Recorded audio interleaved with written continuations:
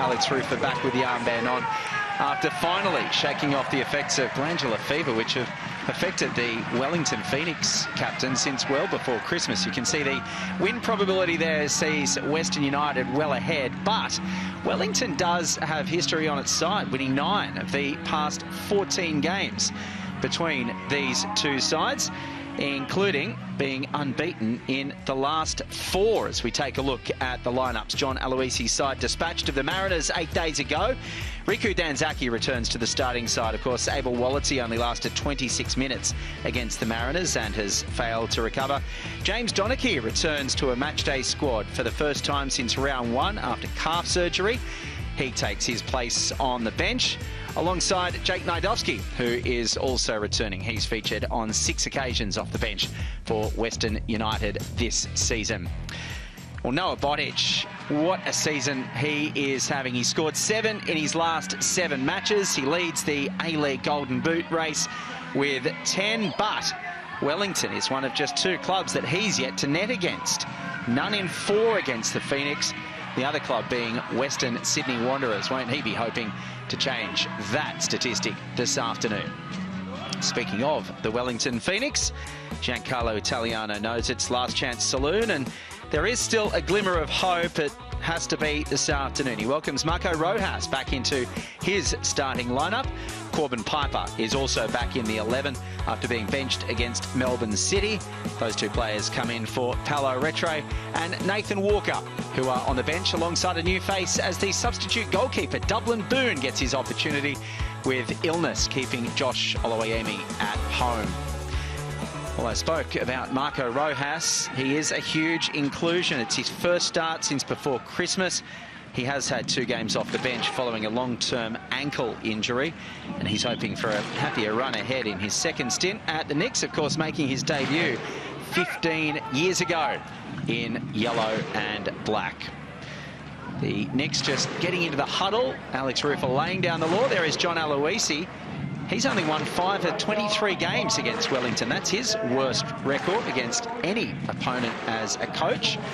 So, once again, Western hoping for those kind of figures to change. And it's game number 48 in the A-League for Giancarlo Italiano officially, but it is his 50th, if you take into account the 2 games that he deputised for Ufak Talay when Talay was struck down with COVID back in 2020. So, a milestone of sorts for Giancarlo Italiano. Game number 10 in the A-League for Shane Skinner. He hasn't been in charge of either of these 2 sides this season, the West Australian, but he has had Western United twice previously, who've had 1 win and a draw.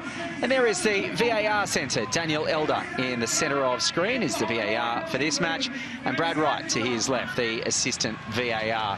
Hopefully, for their sake, a quiet afternoon, and both teams can let the football do the talking. Alex Rufer, one of the reinforcements that has returned after a really difficult injury period for the Wellington Phoenix. And, of course, returning players for Western United as well. Riku Danzaki coming back into the side following that, well, abdominal/knee injury for Abel Walletty.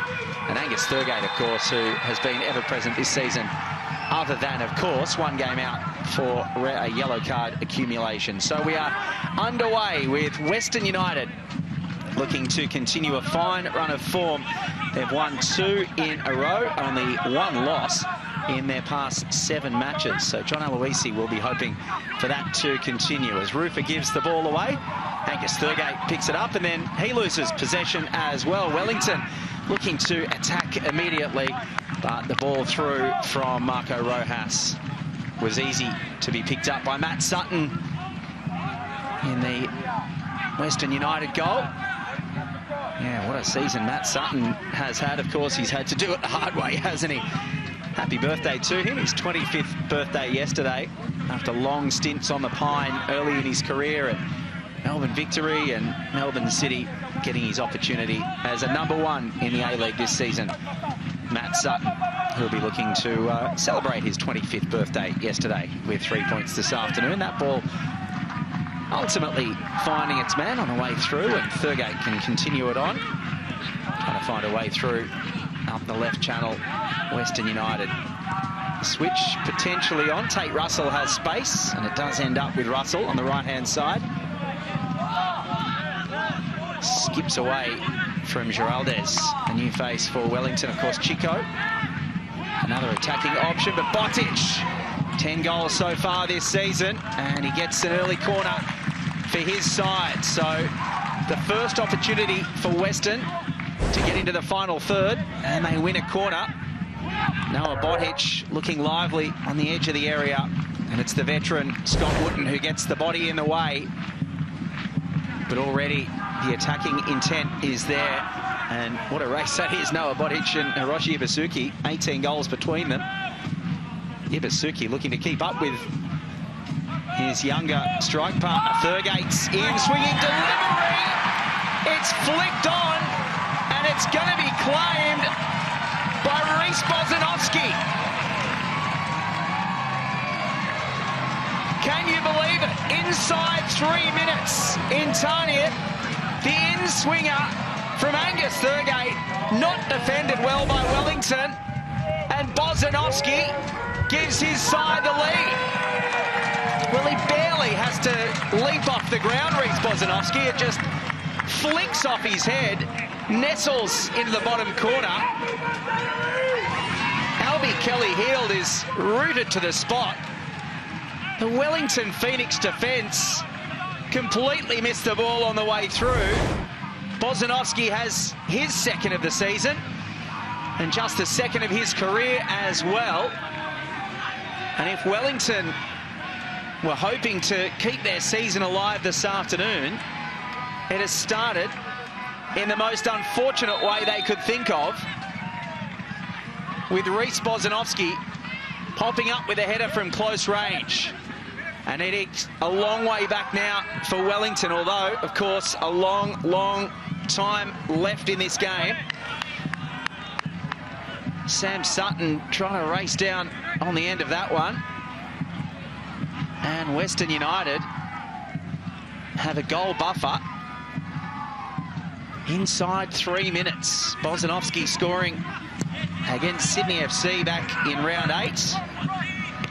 And he's featured in every match so far this season. The 20-year-old, what a start for John Aloisi.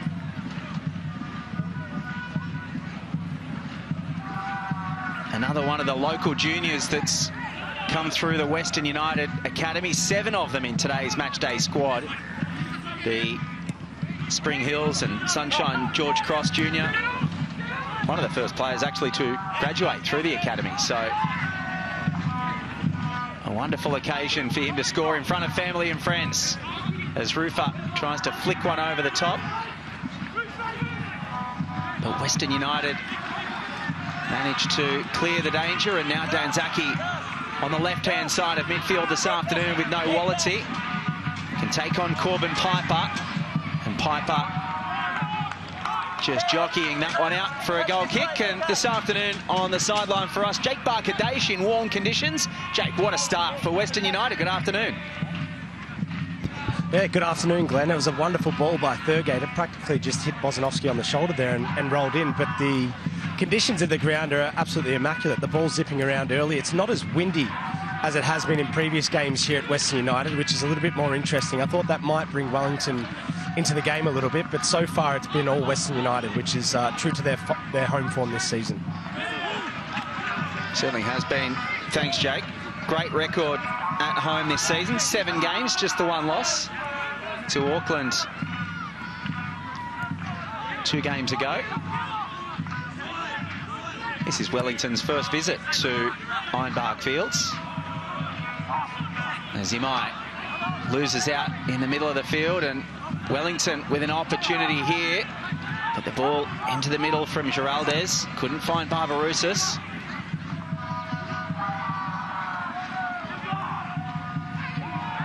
And now Thurgate gives away the foul on Piper. A fairly easy decision for Daniel Elder. Piper's right knee heavily strapped. Let's have a look at that one again. Thurgate just stuck the leg out. And Wellington, one of the first opportunities for them this afternoon.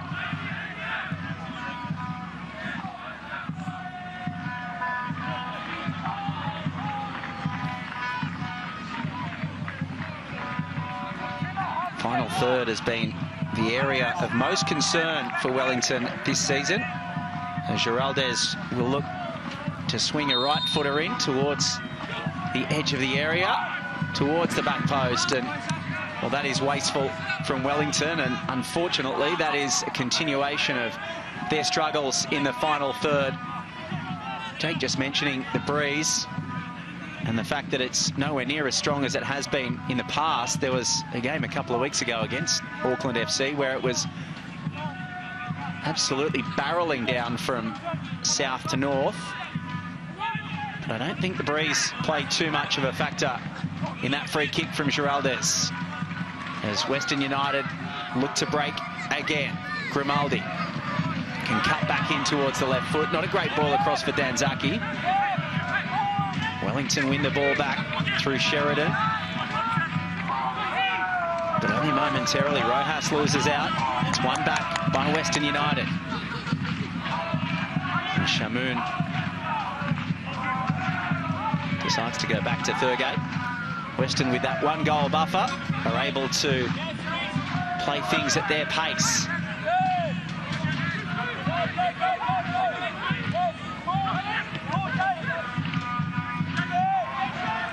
Nice touch under pressure from Giraldez. But Western continuing to press, and they win the ball back again. Here's Grimaldi cutting back in. Danzaki getting pushed away from goal by Wooten. Good save. Kelly Heald had to grab it on the follow-up. He does so. But every time Western get into the final third, they look dangerous.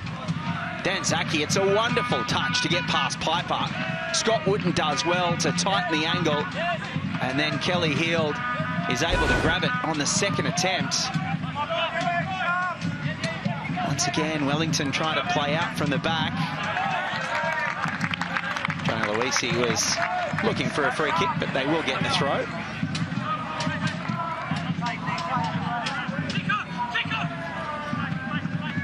Well, if the goal wasn't a warning sign enough, this continued pressure from Western United would spark fear into the little corner of yellow that's travelled. Danzaki and Piper again. Piper just clipping the heels of Danzaki, and he'll give away a yellow card.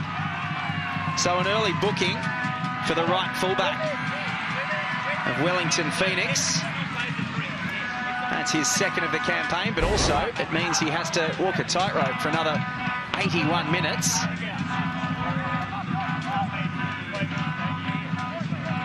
And it gives Western a free kick in a really good attacking position.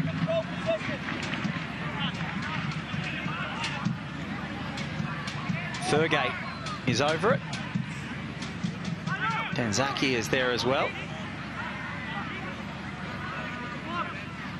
His countryman, Hiroshi Ibasuki, lurking at the back post.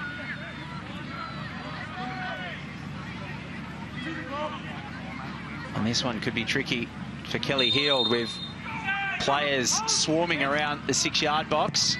Thurgate's delivery towards the front post. Ibasuki had moved off the back towards the front. Almost a prepared training ground move.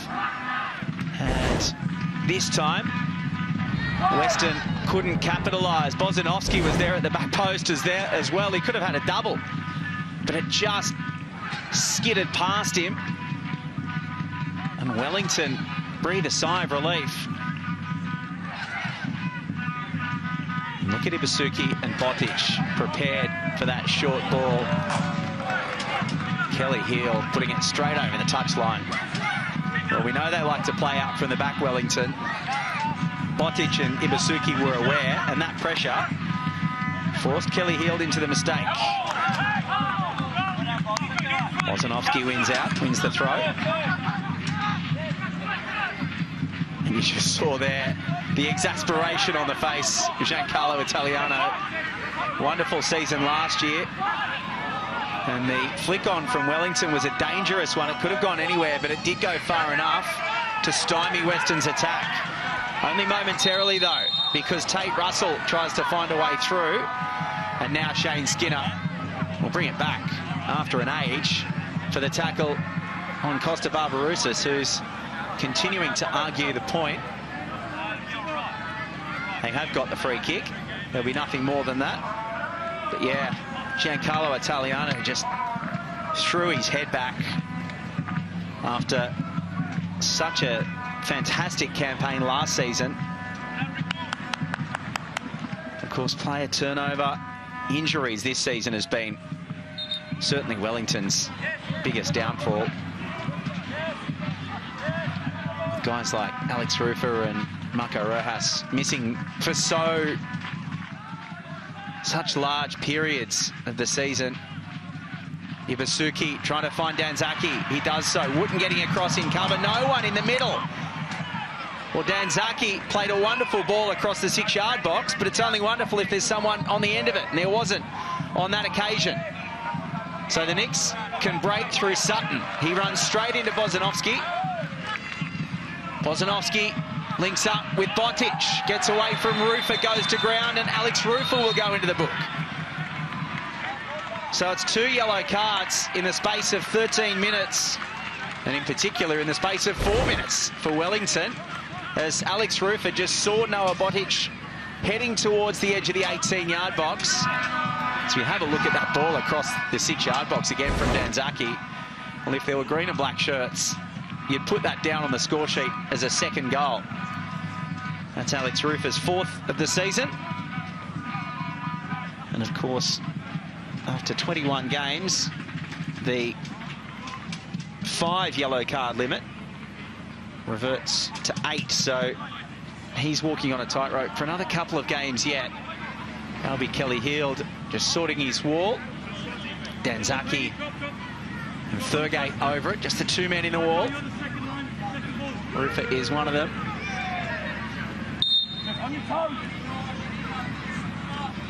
And plenty of activity. It'll be Thurgate just trying to hang that one up. Wellington deal with it. But can they get out from their own final third? Western will just be happy to go all the way back to Matt Sutton here. It was just a case of anywhere, really, for Wellington.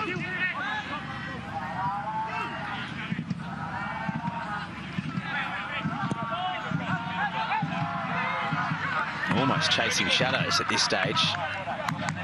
Sam Sutton does well to shepherd that one over the touchline for a throw. They just need to find a period of possession.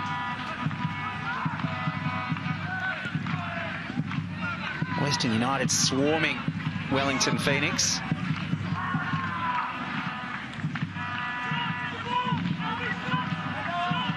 And once again, the high press, putting the young goalkeeper under pressure. Sutton tried to keep it in play, but he was unable to do so. And Western are just going to be relentless with the pressure. I hope they got the sunscreen on this afternoon, the Western service crew, because it is a hot one.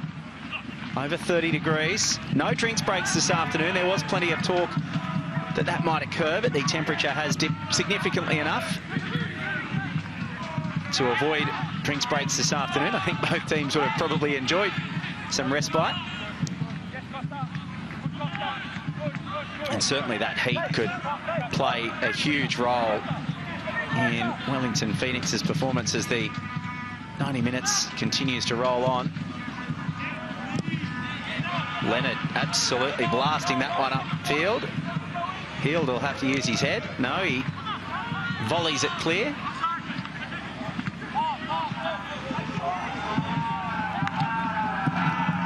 Now Grimaldi and Bozanovski link up.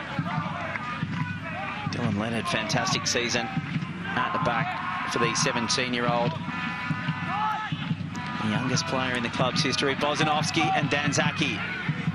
Danzaki's ball towards the back post. It's well kept in by Grimaldi. Cleared by Rufer. But once again, it's just anywhere will do for Wellington. They are hanging on. And it's efforts like that from Matthew Grimaldi to keep that ball in play. But proving the difference for John Aloisi's side. Thurgate has time to bring the ball down.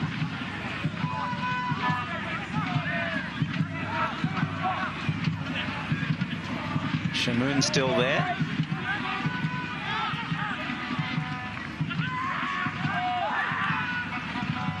And Western have the luxury of patience.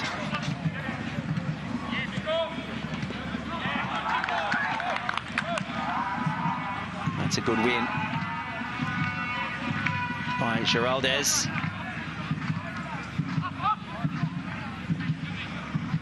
Just his third game for the club, the 29-year-old who came through the ranks of Portugal's system with the likes of Bruno Fernandes, Diogo Jota, Ruben Neves. Not a bad lineup for the Portugal under-21s all those years ago. Can Wellington feel some of that magic? At the moment, they have to see off this rate. Grimaldi left-footed, Kelly Heald almost through the legs. He recovers, but it was almost embarrassment for the Wellington keeper and almost celebrations for Grimaldi. As we have a look again, he cuts back onto the left foot, and Kelly Heald does just about enough to recover and avoid that one trickling over the goal line. Well, he's been pretty impressive in his 7 games so far as the young 19-year-old. Of course, Josh Oloyemi dropped from the side after a couple of errors himself during the Barron run. Kelly Heald thankful that that one didn't cost him and his side. Western win out again in the middle. Thurgate and Bozanovski. Well, that's a poor giveaway.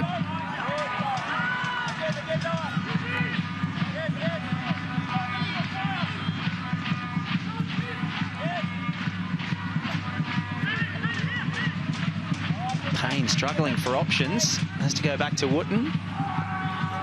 And now he starts to look forward. Rufer caught in traffic. Given away again in midfield. Picked up by Grimaldi. Has Danzaki. He tried to draw in Piper and Wooten. Payne there as well. Thurgate keeps it on the deck for Bozanovski. On it goes for Russell getting involved, but couldn't find his man. Wellington giving the ball straight back to Western, inviting them in once again. Grimaldi trying to thread the needle. Botic and Ibusuki. Good save this time from Kelly Heald. He looks to redeem himself. Ibusuki snapped off the right boot towards the near post, and it's a good save. It was at a decent height for the goalkeeper, but at the front post he had to be aware.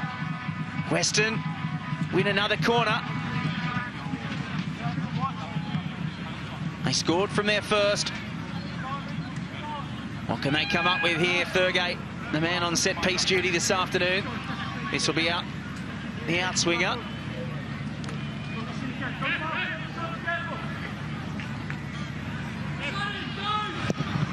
This one towards the near post. That's easily dealt with. Thurgate would have been hoping for a little better delivery on that occasion. Even Matt Sutton happy to get a little higher. Well, I think Shamoon would have liked the 1-2 there. Grimaldi trying to take his man on, and now Leonard gives away the free kick and picks up a yellow ticket for his efforts as well. That's Dylan Leonard's second yellow card of the season, and fairly cynical, just putting the shoulder through to break up that Wellington Phoenix raid, led by Isaac Hughes, who's been wonderful for Wellington this season as well. I think he's going to have to swap shirts. He's got a bit of claret coming from the nose, I think, as Isaac Hughes. He's had a fantastic season in a tough season for Wellington. Over 90% passing as the ball comes in. Dealt with by Western. A throw for Wellington. Yeah, Isaac Hughes is still getting treatment there. 109 clearances. That's 4th best in the league. And he's 10th in the league for blocked shots as well. Played 17 games this season. Of course, scored on Waitangi Day against Brisbane.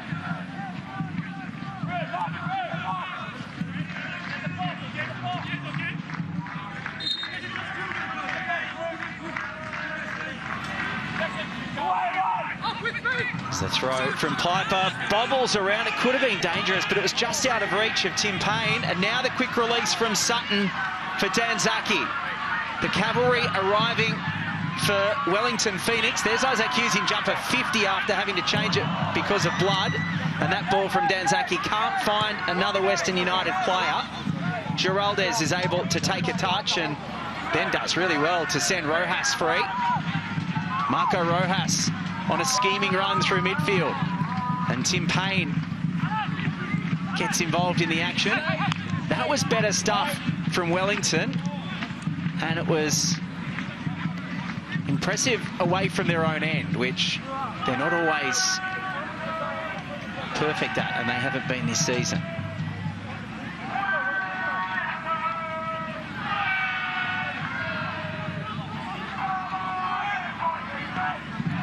We understand that VAR might be just running the rule over that last throw into the Western United area that ended up with Matt Sutton. Of course, Daniel Elder in the VAR box. Here's an opportunity for Ibasuki cutting onto the right. Botic is there as well. Shamoon. Danzaki bombing forward towards the 6-yard box. Comfortable for Kelly Heald now. He'll look to quickly release himself. And that's flicked on into the path of Barbarouses. Will look to cut back. Two Western United players there. Barbarouses turns and shoots. Blocked by Leonard. Well, it was a good release from Kelly Heald. Now Wellington have a free kick. Grimaldi can't believe it. But that was a good release and a kind flick on. And Leonard had to recover really well. Here is that hand ball. Looks to come off the shoulder of Grimaldi. And now, great block from Dylan Leonard to deny Costa Barbarouses the brightest opportunity of Wellington's afternoon so far. Barbarouses looking for his first open play goal in 10 games. Giraldez, let's see what he can do with this right boot. 3 men in the Western Wall.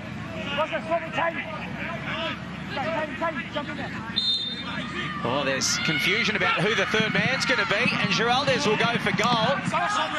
Couldn't get it on target. Matthew Sutton wanted Tate Russell to go into the wall. So one player dropped out, Shamoon it was, and then Giraldez saw the opportunity.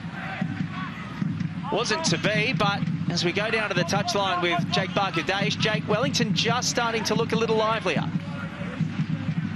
They've been doing a lot of running this first 25 minutes here, Glenn. It seems to be a bit of a trend with the away teams coming to this ground, just getting acclimated to what is a suburban type feel of ground, getting understanding of your range of passes, and more in particular for Wellington, just trying to get some connection in that midfield. You mentioned Rojas and also Rufer. They're two players that they want to be trying to get on the ball. They've had a couple of bright moments here, but it's been really based around a counter-attack. It'd be really important for them to get some possession, just to slow down their running, particularly the likes of Thurgate and Bozanovsky. It looks like they're playing just more connected football, more at a different pace, whereas Wellington, it just seems to be a bit more frenetic. So hopefully for their sake, they'll need to slow that down coming towards the end of this first half. Yeah, they certainly look like they've been forced to rush things, Wellington Phoenix, and you put that down, of course, to the impressive press from Western United. They've not given Wellington any time on the ball. That's full credit to John Aloisi's side.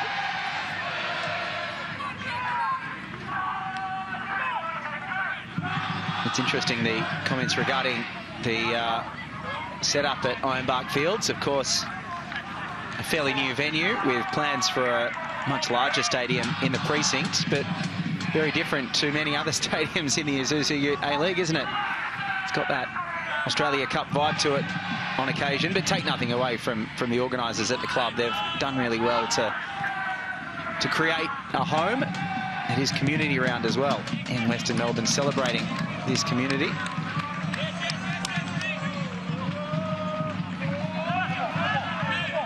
Game just starting to settle down a little. That's a lovely flick on by Botic, and now Danzaki is through. Great defending from Corbin Piper. Kelly Heald had come a long way out, and it looked like Danzaki might have been through on goal, but Piper recovered excellently to deny the Japanese.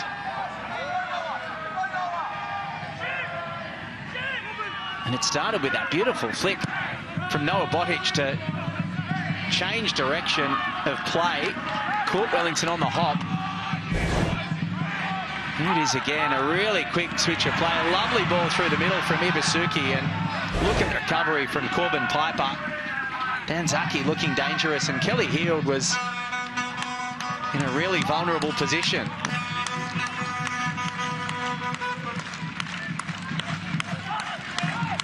And this time he has an opportunity to get it at his feet and slow things down.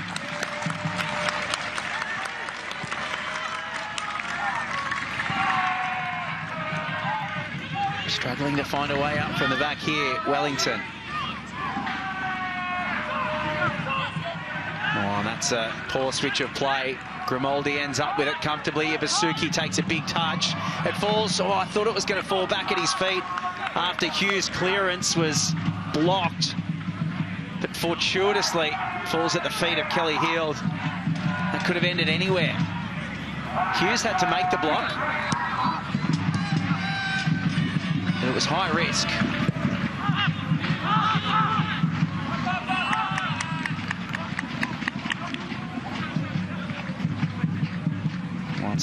Once again, the long ball over the top is comfortable for Western.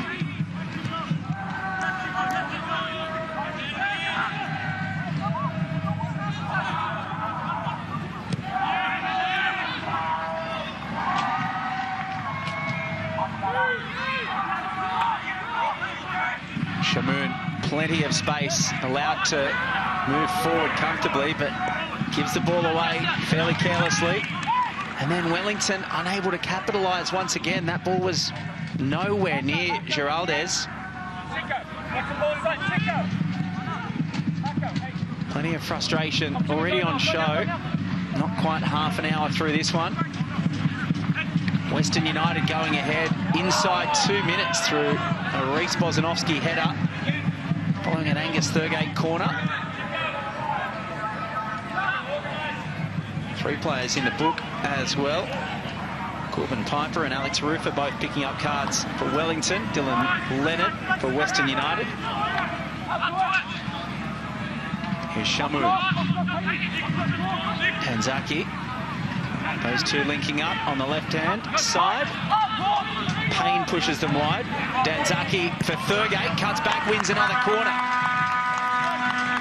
Nothing Rufer could do there. Had to get the foot in the way. There was plenty of traffic on the 6-yard box, and it could have pinballed anywhere. This was the side of Ironbark Fields that proved a happy hunting ground for Western 2 minutes into the game. A corner from this position. This one towards the back post. Cannon's off the crossbar, I think. Kelly Heald getting a hand to it possibly as well. It goes out for a throw. Kelly Heald is the man who gets the last touch because it's a Western throw-in. And those corners with the sun in his eyes, really difficult. He's a tall goalkeeper, Kelly Heald, and he had to use 100% of his frame to get high enough and stop that one from potentially dropping in.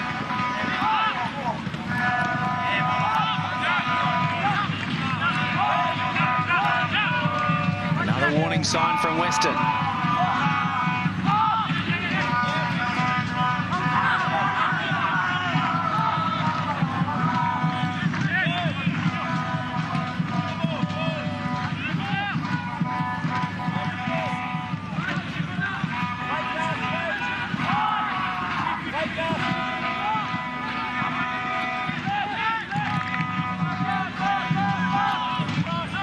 Western go all the way back to Imai.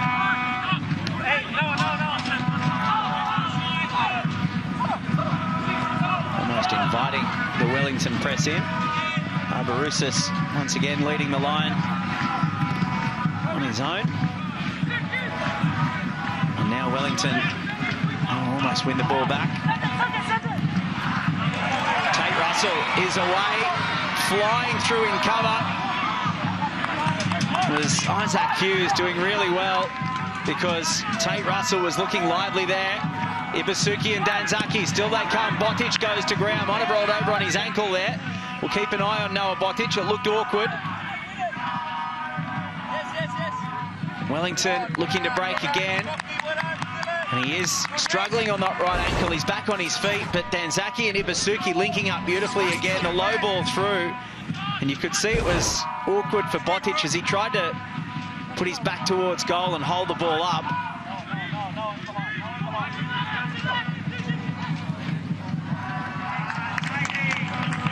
Looks to have shaken off any ill effects.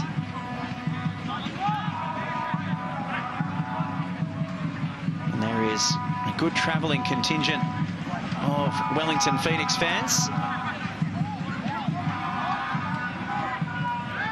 Bit of a feast of football in Melbourne today, of course.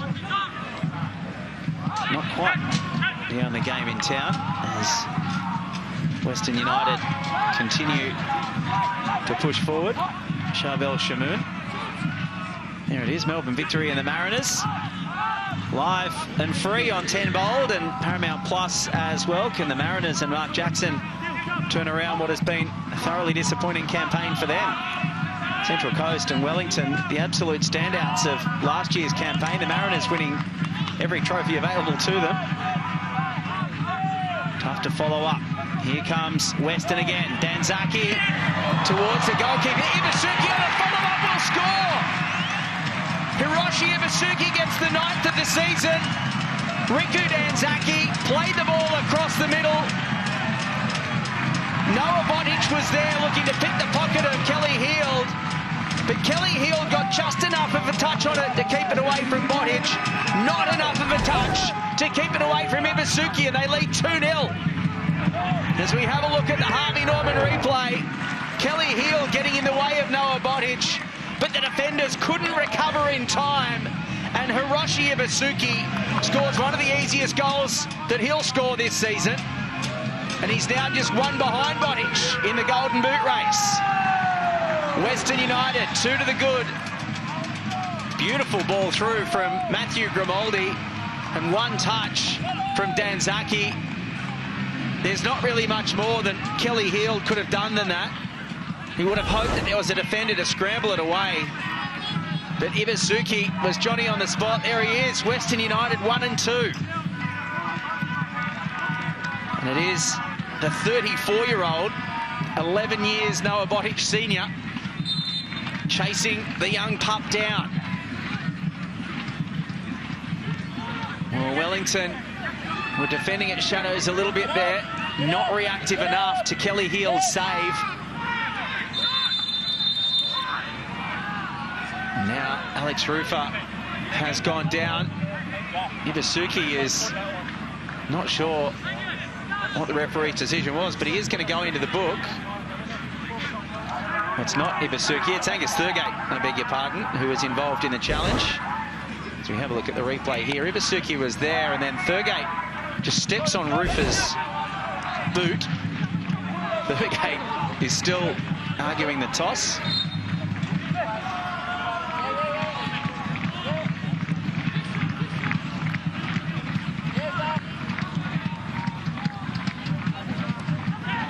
Well, Hiroshi Ibusuki has been excellent for this Western United side.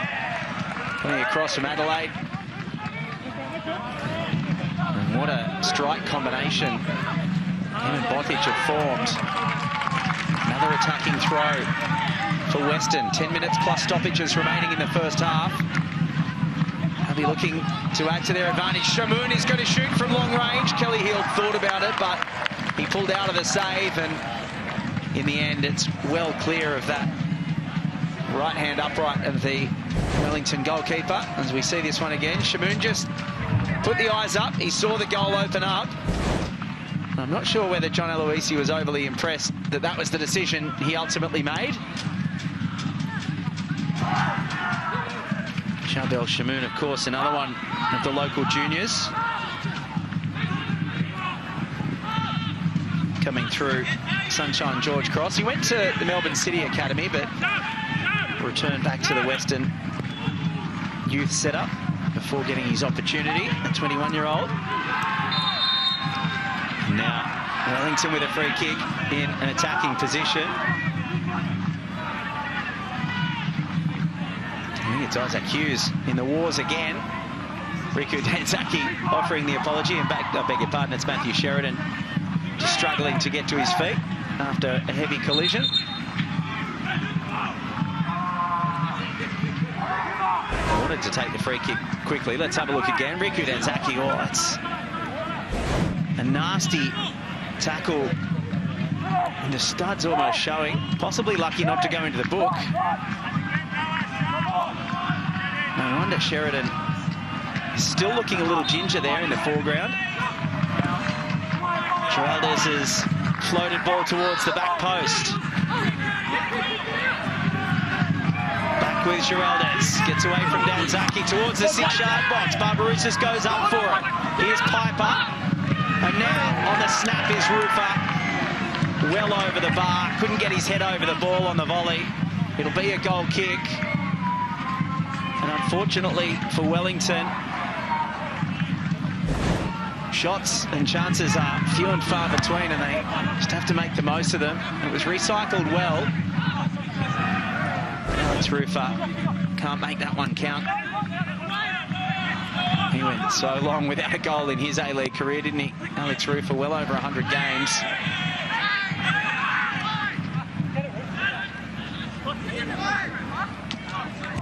Not adding to his 5-goal tally on that occasion.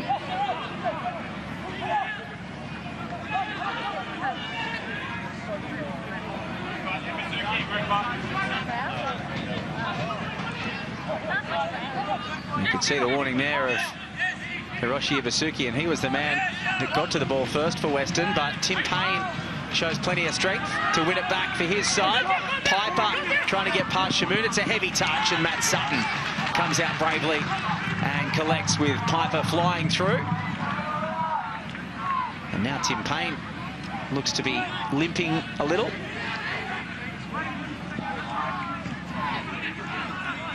Of course, World Cup qualifiers coming up for New Zealand over the next couple of weeks as well. Tim Payne, if fit, likely to be a big part of those. Had a foot injury over the last few weeks.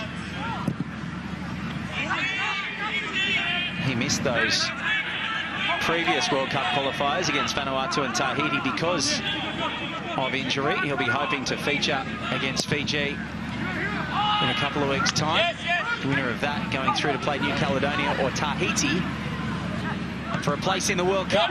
Of course, an expanded 48-team tournament in the United States, Canada and Mexico, and New Zealand would like to think that they are in the box seat. It'll be their first tournament since 2010. Tim Payne hoping to be fully fit for that. There'll be a few Kiwis, a few Wellington players involved in that Kiwi side.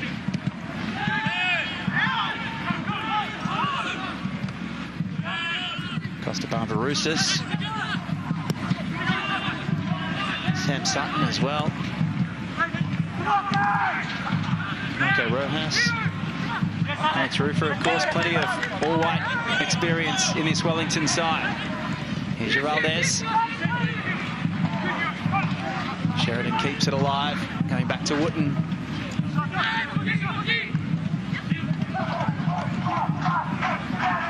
Inside the final 5 minutes of the first half. Stoppages to come as well.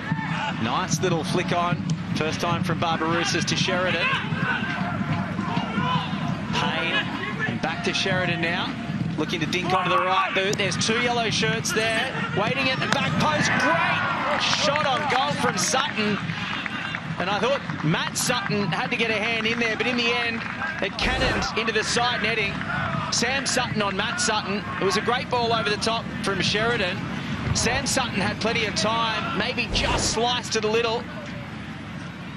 And Matt Sutton was able to avoid making a save.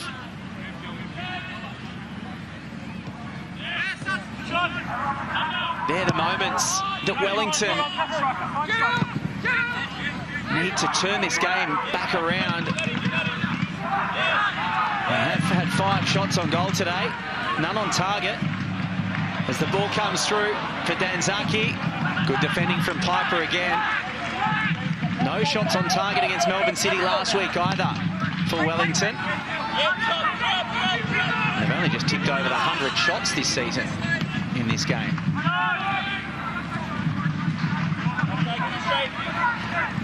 He's not getting enough time in front of goal.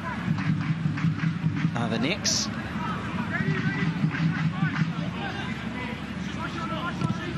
Rufer tries to thread the needle. Too many green and black shirts in the way. Barbarouses does really well to win it back. Here's Geraldes. What can Chico do? He's got Sutton on the left channel. Cuts back towards the back post. Payne will have to recover. The momentum is stymied for the moment.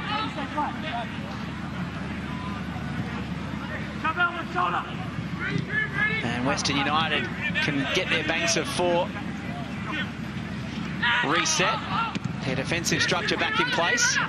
Wellington will have to find a way through once again. Hughes. And Wooten knocking it around at the back, trying to find a way through. Piper will send it to Payne. And Western will now see the opportunity to press. And send Wellington all the way back to Kelly Hilt.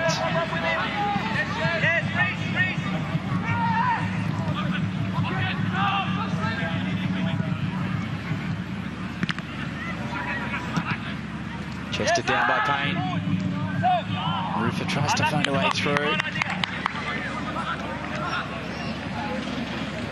Western give away the throw. A better period of possession here for Wellington, but it's been too few and far between. 60-40 almost in favour of Western United.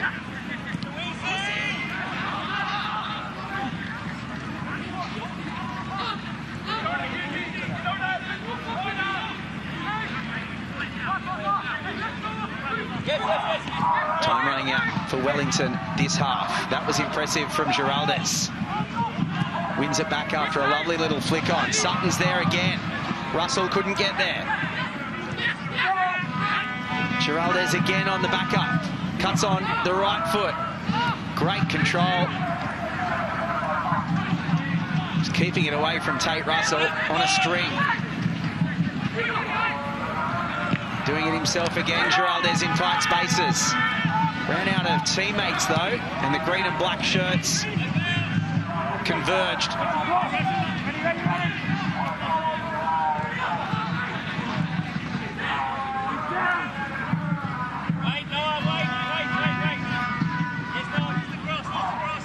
Heading towards first half added time. Another Wellington Phoenix. Geraldes. Rojas with the flick on for Sheridan. Payne the 1-2. Matt Sheridan. Blocked by Danzaki.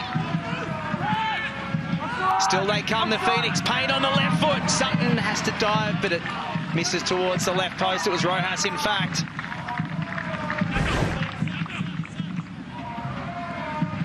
Danzaki didn't know where it was, and then Marco Rojas on the left foot.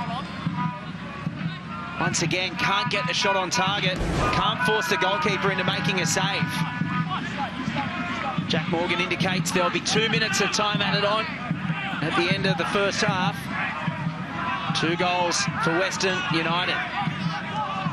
Reece Bozanovsky in the 2nd minute, Hiroshi Ibasuki in the 32nd. It's been a first half of toil for Wellington, as Western try to get something else out of it. Danzaki looks to get past Piper. Holds him up well, does Corbin Piper.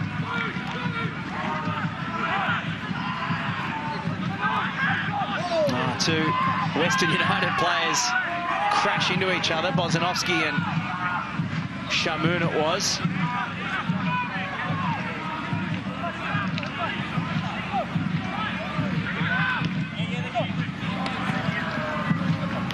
Sutton just rolls it back in to his control, away from Grimaldi.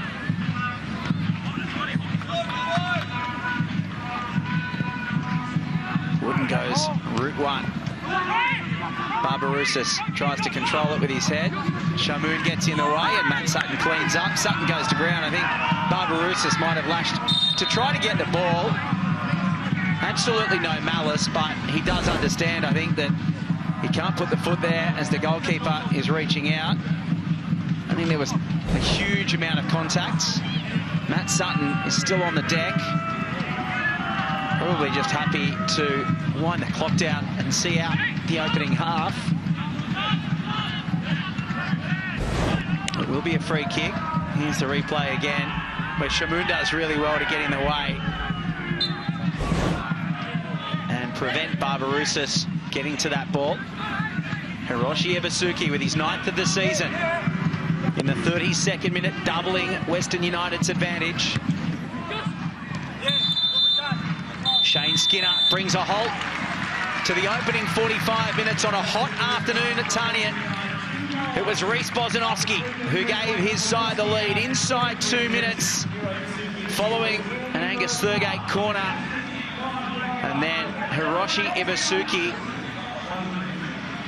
after a lovely ball through from that man Matthew Grimaldi, linked up with Riku Danzaki. The ball across the middle was parried by Albie Kelly-Heel, but only into the path of that man Ibasuki.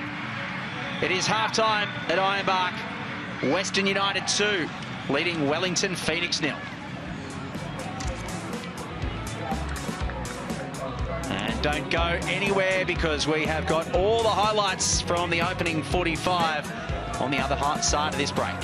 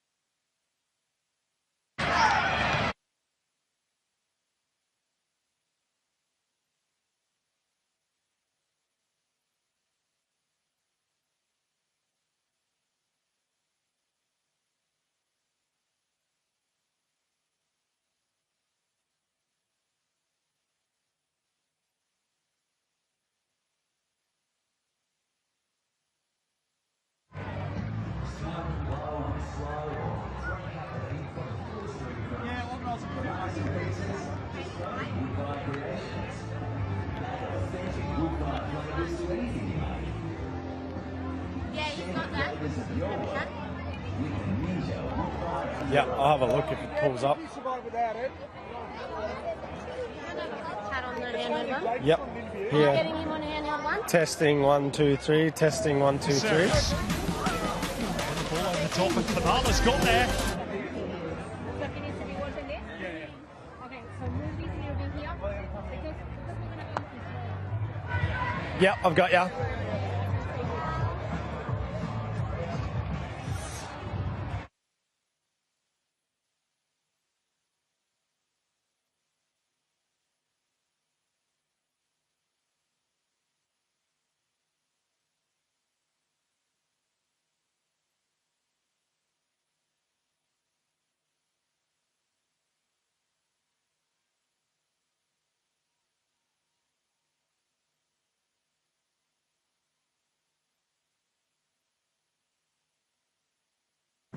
Caceres. Then the ball over the top, and Klimala's got there. Big chance here. Patrick Klimala fires Sydney FC in front. Centre threads it through. Here's Patrick Klimala going to have a go here. Oh, it's a great finish. What a goal by Patrick Klimala. A double for the pole. And Sydney have doubled their money. Yeah, Sydney FC taking a 2-goal lead into their home leg of the quarterfinals this Thursday on 10 Play. But here at Tarniat, it is the Hungry Jacks halftime show, and it has been all Western United in the opening 45 minutes. Those fans look relaxed, but I'm sure they were happy with the way their side went through that first 45. The Wellington Phoenix fans, not so much, as we have a look at the Harvey Norman highlights. It all started inside 2 minutes when Angus Thurgate's corner was headed home by Reece Bozanovski for the second goal of his A-League career. It almost just came off his back or shoulder. The Wellington Phoenix defenders weren't picking him up, and it nestled into the bottom corner. Albie Kelly-Heel was heeled to the spot, and about half an hour later was a lovely ball through from Matthew Grimaldi. Riku Danzaki cut back.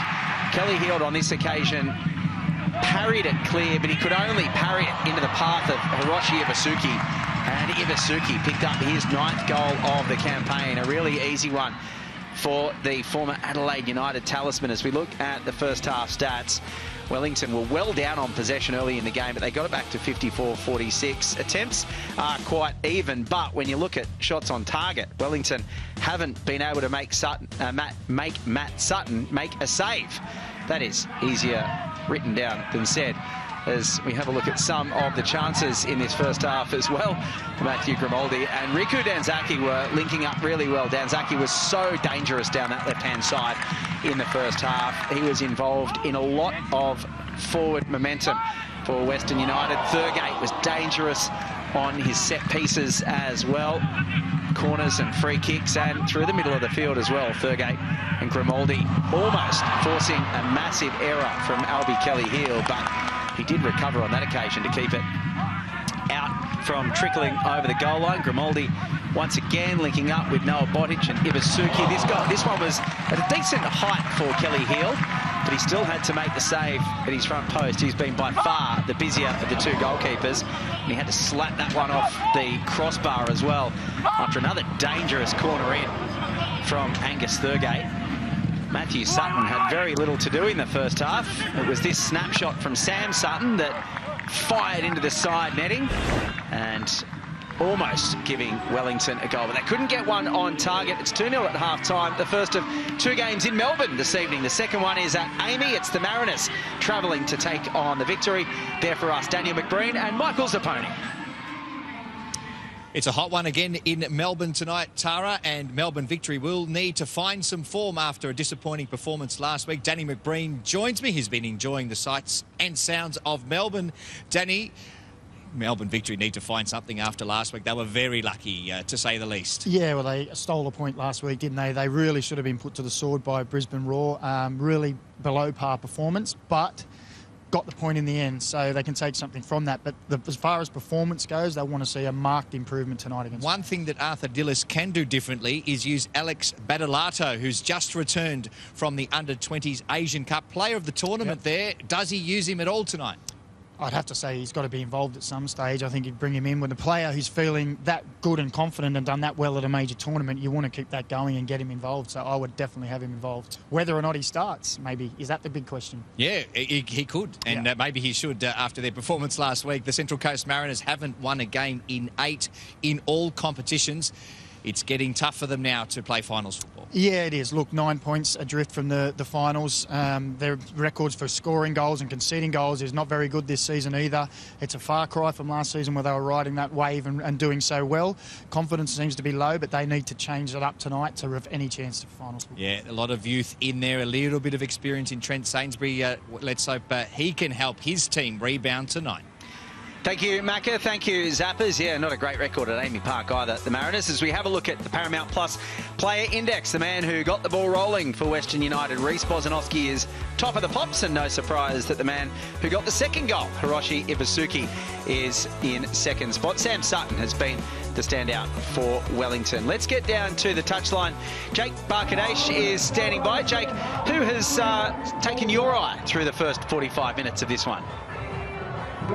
Well, you could go through a couple of the Western United players. I thought Thurgate was fantastic, Bosanowski as well, and Ibasuki popped up with a few chances, but I thought Riku Danzaki really popped up today and showed some great form. Considering he's been out of the squad for the last few weeks and Walletty's injury, he's taken his chance today. He's come in, he's been given a lot of time and a lot of space over on that left-hand side. He's been giving Corbin Piper and also Tim Payne a bit of trouble. Just his technique, the ball between his feet, always making movements off the ball, his pass and move. He seems like he's expressing himself today, which has been really good. Something probably hasn't done all season.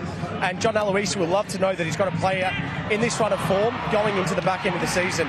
This was a great moment as well. He saw Botic, the ball came out, Ibasuki got the second goal, and Western United kind of deserved that second goal as well, I thought, for that performance.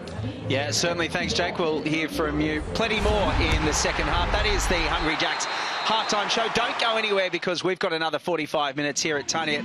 And of course, don't forget, the Formula One season is just around the corner. Oscar Piastri chasing a Drivers' Championship maybe, and it's all on 10. F1 is back for 2025, and it's bigger and better than ever. Can't you believe what we're seeing? Max and Lando renewed their red-hot rivalry. Oh, they made contact! The King is sporting new colours. And our local hero returns home triumphant. Oscar Piastri wins! We've got it all right here as the season starts at Albert Park. It's game on! It's the Formula One Louis Vuitton Australian Grand Prix, live on 10.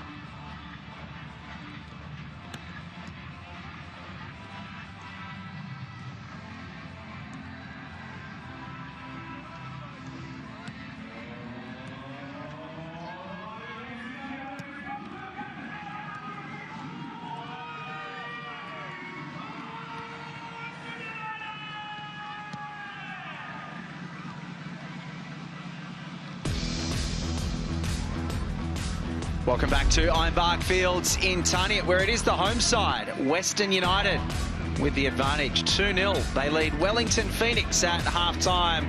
And it is hats and sunglasses all around this afternoon. It's been a very hot afternoon in Melbourne's West. It is this set of fans that are happier of the two. Reece Bozanovsky scoring in just the second minute. And then Hiroshi Ibasuki picking up his 9th goal of the campaign. This man, Matt Sutton, didn't have to make a save in the opening 45 minutes.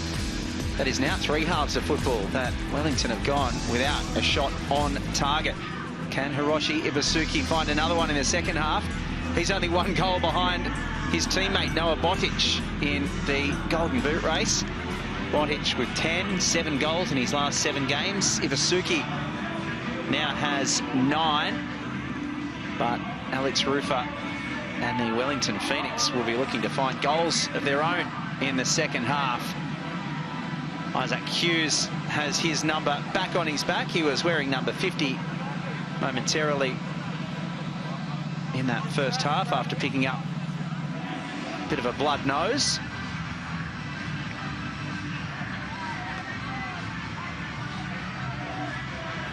And Hiroshi Ibasuki scoring his first goal in open play in 7 matches, incidentally. Shane Skinner just about to get us back underway in the second half, where Western United will be looking to consolidate their spot in second place on the Isuzu UTE A-League ladder. And Wellington know it is last chance saloon. Alex Rufer mentioned last week, after that defeat to Melbourne City, that they needed to win each of their last 8 games to be featuring in finals football. And it does appear to be a long way back this afternoon. Western United, of course, on the live ladder, back up to second after dropping down to third following City's win last night. Good result for them this afternoon as well, with Adelaide being held to a 1-1 draw by Brisbane. So another one of the challenges for that second spot is dropping points. Speaking of Brisbane, of course, our thoughts with everyone in southeast Queensland following Cyclone Alfred. And I'm sure the Brisbane Roar players will be looking to get home from Adelaide quickly. Marco Rojas has gone to ground under heavy pressure. He's back on his feet, but limping.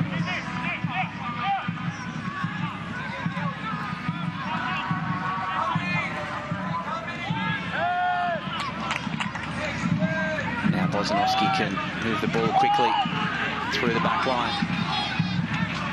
For Tate Russell.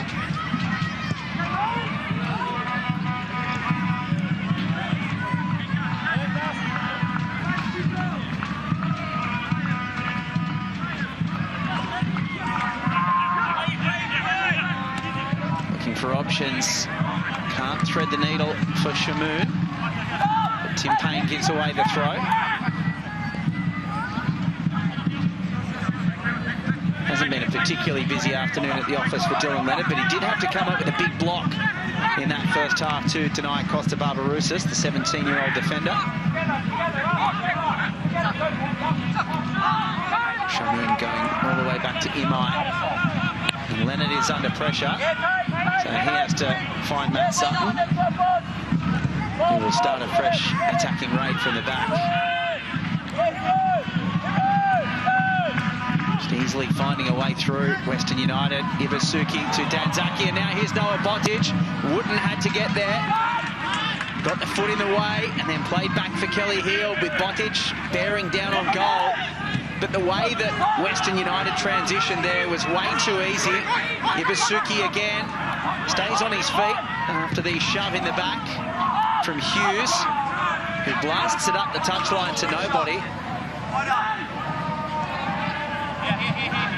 It was real one-touch football from Western, who didn't look to be rushing at all as they were able to play that ball through the middle. There's coach John Aloisi hoping his side can find another goal. Not a good record against Wellington Phoenix have Western United. No wins in their last 4 clashes, as Danzaki Plays the ball through for Grimaldi. Cuts back towards the 6-yard box. Hughes sends it out for a corner. Ibasuki was lurking. Isaac Hughes taking no risks. But once again, a sharp ball movement from Western United. Angus Thurgate will go over to take the corner. If they hold on to this scoreline, it'll snap a 4-game winless streak dating back to 2022. United winning 3-2 back in November 2022 at Sky Stadium. And as we watch this corner, their home record is even worse. The in-swinging corner towards the back post. Headed clear. Only as far as Shamoun. Put it down by Barbarouses. Pinball on the edge of the area. Ibasuki tries to get it away now. The left-footed strike. Matt Grimaldi over the bar. He snapped at it a little. But that was dangerous for Western United. Danger signs for Wellington. And the Knicks have seen off another raid.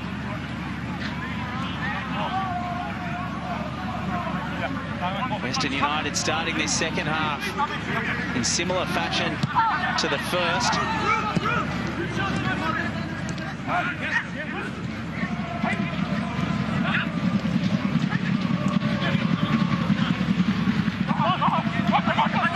Oh, really well skipped clear, Marco Rojas there.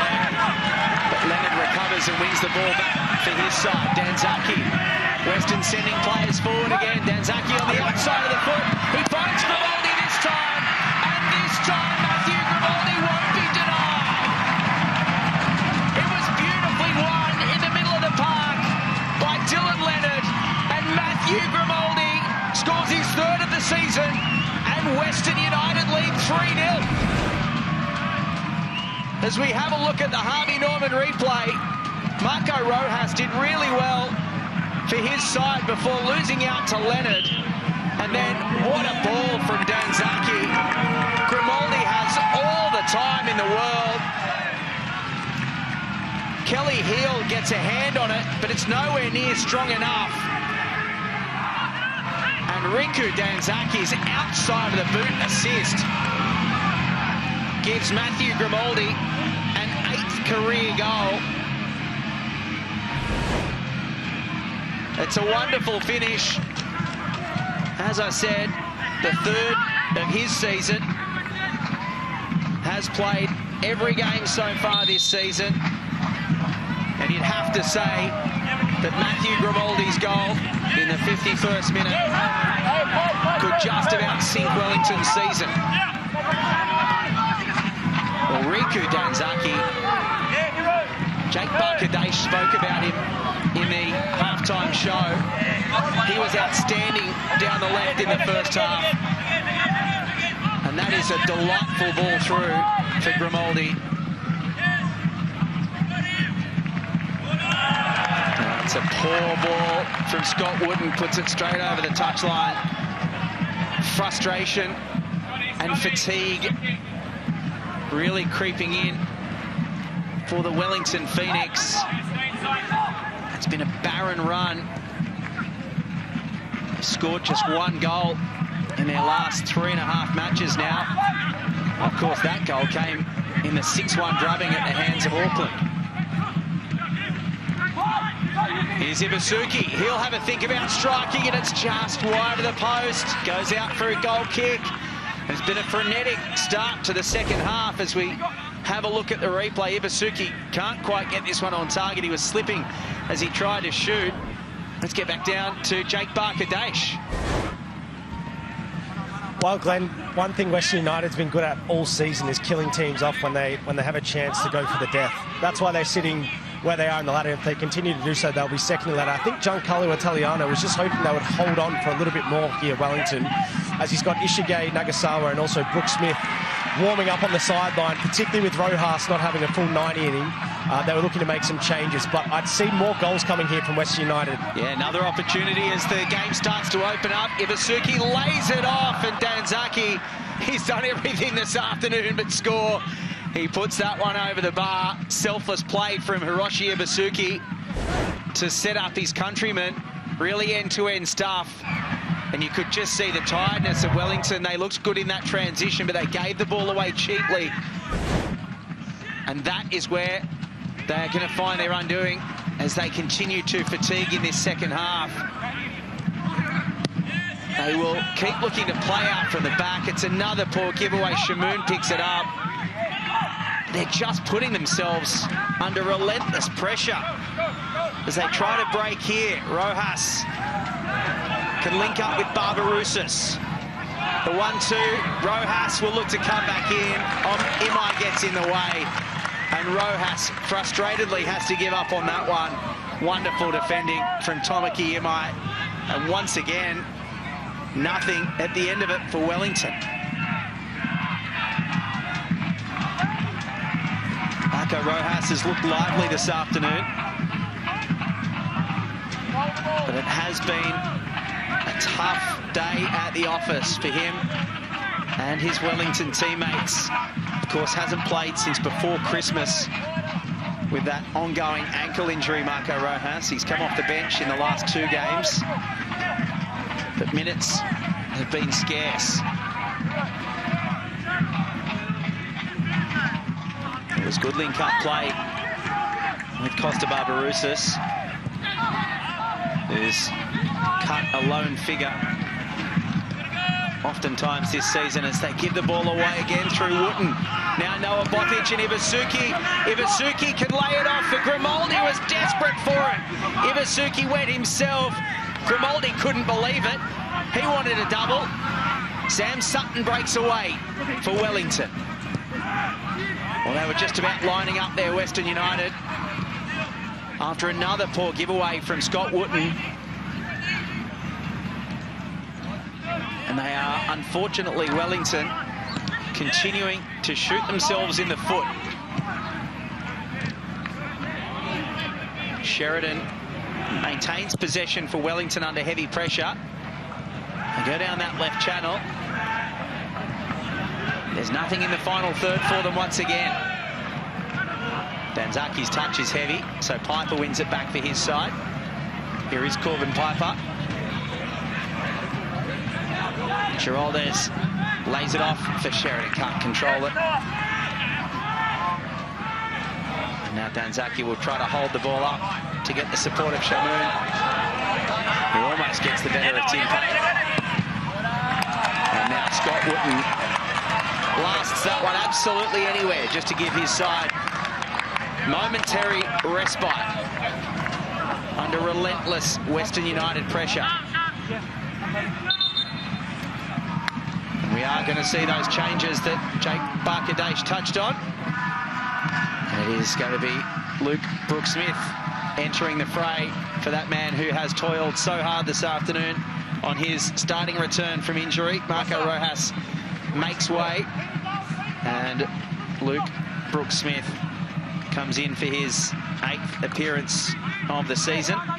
He was that goal scorer, of course, in that 6-1 loss to Auckland to become the club's youngest ever scorer. He's also the youngest ever player. He's only 16 years of age. Here's Luke Brooke-Smith out of Hamilton. A bright future ahead after coming through the Ricky Herbert Academy.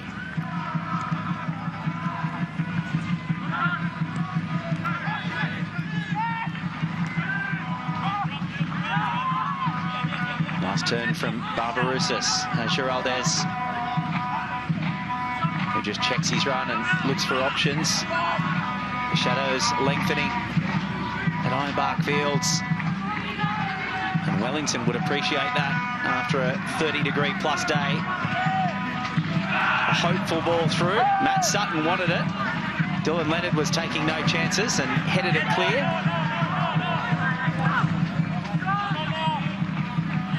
Slight miscommunication, but the defender is always going to make sure of it. He's not going to let anything to chance.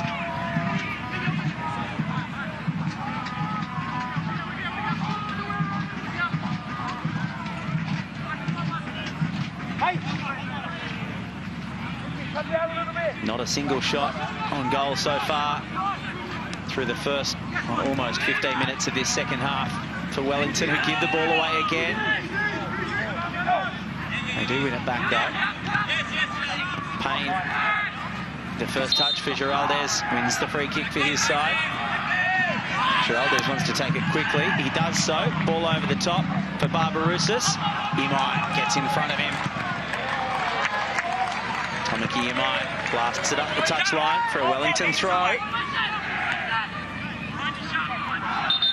Being told just to take it back a bit. In fact, they were almost being told to take it forward, which you don't see every day. In the end, Corbin Piper is allowed to take the throw from about 20 yards deeper than where the ball had crossed the touchline.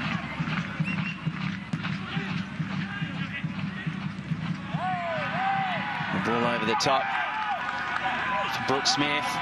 He wins the throw as well. Imai went to ground. Referee said it was a fair challenge. The 16-year-old looking to throw his weight around early. Corbin Piper had to stretch for that one, and he might get caught out here.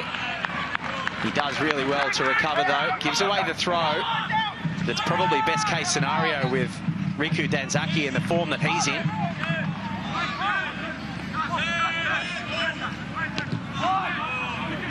It's a great switch of play from Thurgate for Tate Russell.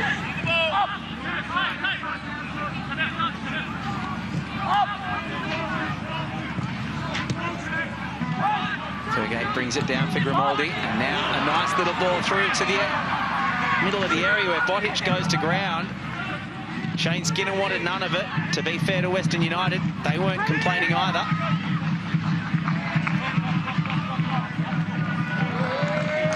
And now Costa Barbarouses' pass is nowhere near Giraldez. Western win the throw. More completed passes for Wellington this afternoon. Around 83%. And only 70% in Western United's half.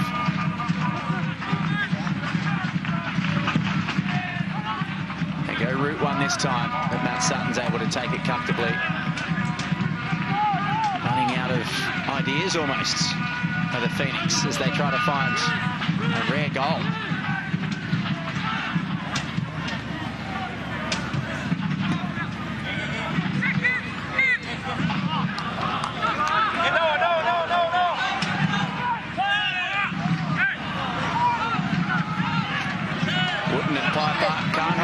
So Botic and Danzaki link up, and now Grimaldi looking for two. He will get two. Matthew Grimaldi with a beautiful first-time strike. Danzaki involved in the build-up again, but Grimaldi gets a double. Western United have four. Well, it was a mix-up at the back between Wooten and Piper. Danzaki makes the most of it, links up with Botic. Sam Sutton slips over as well. It's calamity at the back for Wellington, but delight for Western United. And the first-time strike from Matthew Grimaldi will secure 3 points for his side this afternoon. They lead 4-0, and it is a celebration in the west of Melbourne. Things going from bad to worse for Giancarlo Italiano's side.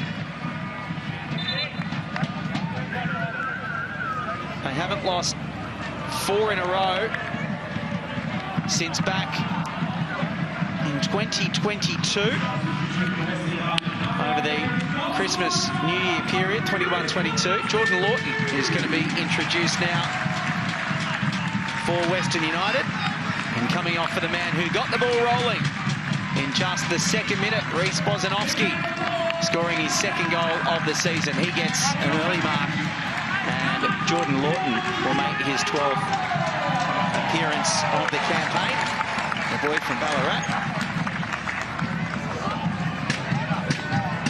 Yeah, Matthew Grimaldi after goals against Auckland and Perth Glory earlier this season. It's his first career double.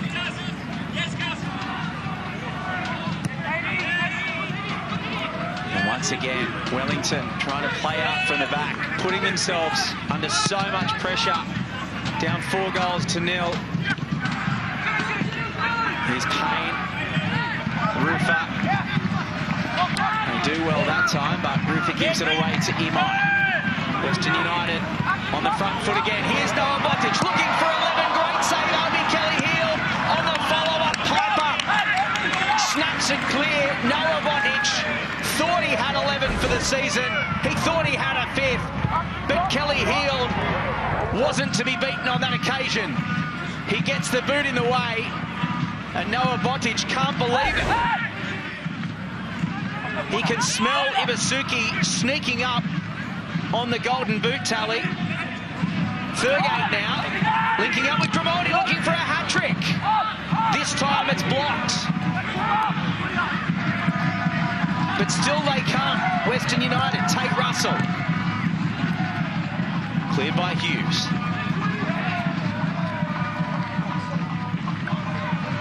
Here is Jordan Lawton. He knows how to score the spectacular as well, of course. Never forget that goal against Perth Glory.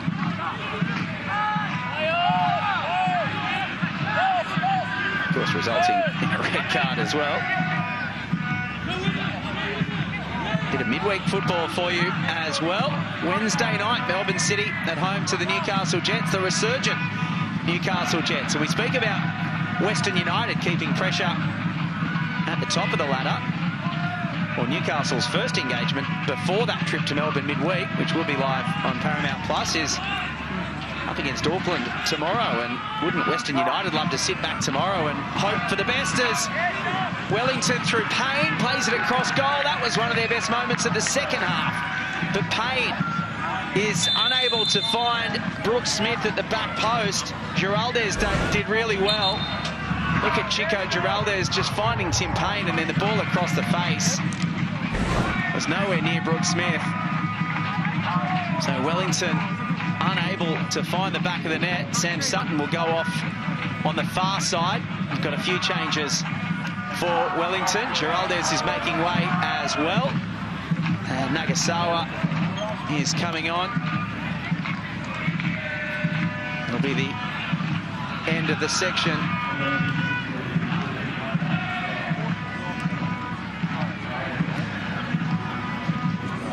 For Giraldez.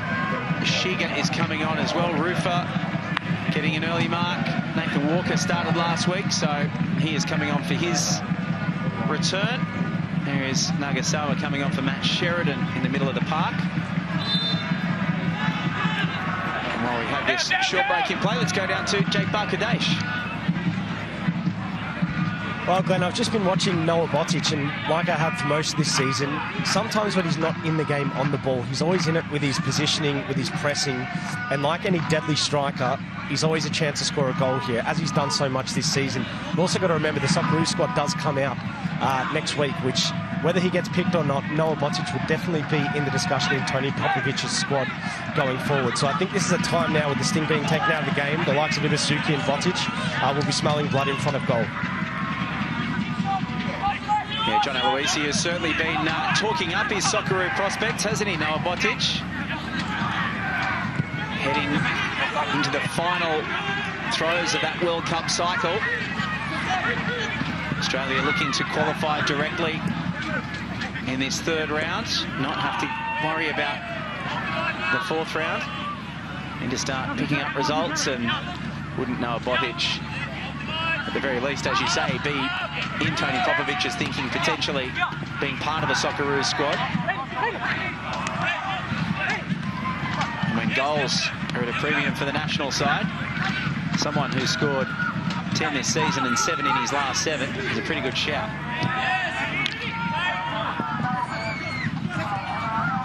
So Brooks Smith, who finds himself in the middle of the park for Wellington, can't control that one. Shiga will be alongside him in the middle as Western win it back through Botic.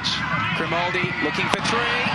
Kelly Heald has to parry, but he grabs it quite comfortably at the second attempt.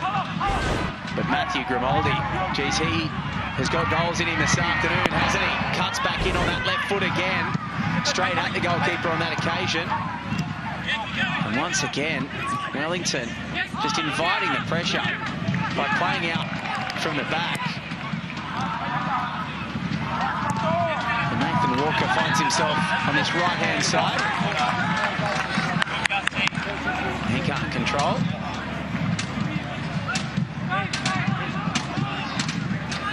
Corbin Piper was impressive down that right-hand side, playing a little higher this afternoon, taking his leave. Fairly like-for-like replacement. Leonard wins the header. Paolo Retre in midfield for Wellington.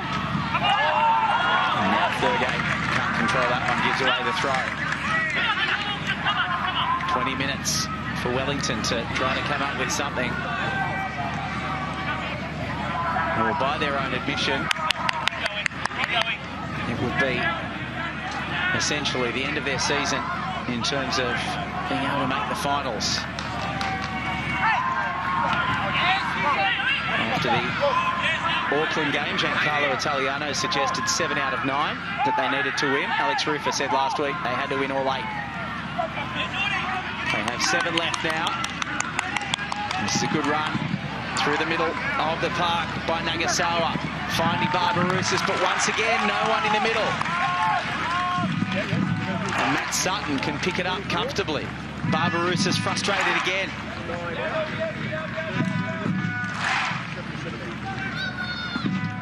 They have had a couple of decent balls into the middle of the area this afternoon, but there's been absolutely no finished product from Wellington. And the Western United fans are in full voice. Shamoon skips away from his opposite number in Brooke Smith. Grimaldi goes to ground, maintains control. Shamoon again. Danzaki. Riku Danzaki, the ball on a string. Gets away from a couple. Strikes with his right foot. Cleared by Wooten. Danzaki deserves a goal this afternoon for the work rate that he's put in. And now Brooke Smith is fouled by Thurgate. Let's have a look at this again. The step over and then getting away from Brooke Smith. It looked like it was on target as well, but Wooten was in the way. 2 changes for Western. Michael Roos and Luke Vickery heading into the action. And Hiroshi Ibasuki, who scored the 2nd of the afternoon, his 9th of the season, will get an early mark. And Riku Danzaki, you can hear the applause that he's getting from the fans. He has been outstanding this afternoon for Western United. Both of these players, Michael Roos and Luke Vickery, are in goal-scoring form themselves, having scored against the Mariners last week. Michael Roos against his former club, the Central Coast. And Luke Vickery coming up right at the death against the Mariners last week for his first A-League career goal. But Wellington have possession at the moment. Nathan Walker down that left-hand side. One-on-one with Lawton. Dinks one over the top, forcing Tim Payne to put in the hard yards. Collects it from just inside the touchline. Here's Brooke Smith. And Thurgate will give Wellington a throw, allowing Western to reset their defence.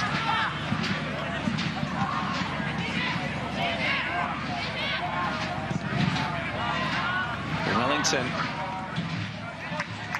have Sydney FC next week before the international break. They have never lost 5 games in a row in a single season. Have the Knicks. So that will be an unwanted record that they will be keen to avoid next week when they head to Allianz Stadium. Here is the in-swinging corner for Wellington. Can they get on the score sheet? Towards the back post, and the head up from Rufa is wide.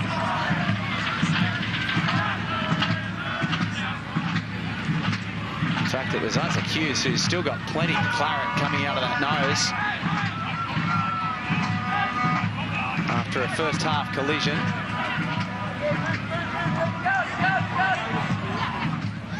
Thurgate, great turn to maintain possession from Ashiga.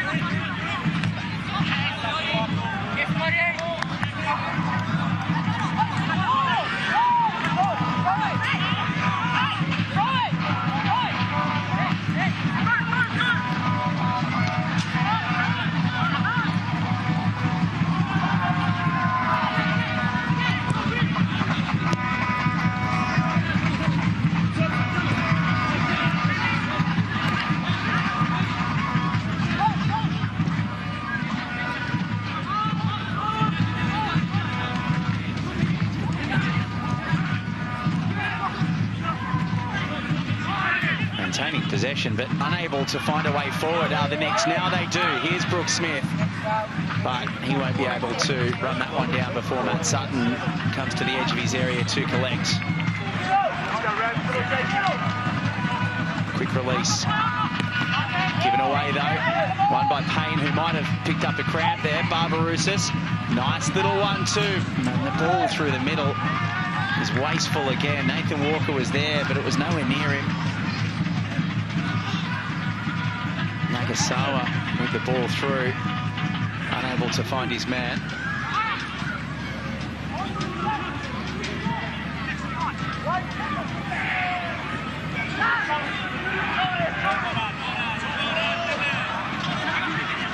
Here's Noah Botic trying to chase this one down. Desperate to get on the score sheet.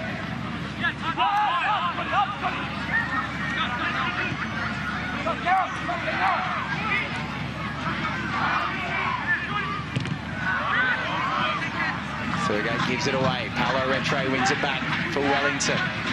Here comes Walker. Good battle with Russell. Tate Russell puts it out for a throw. It's going to be a Wellington throw.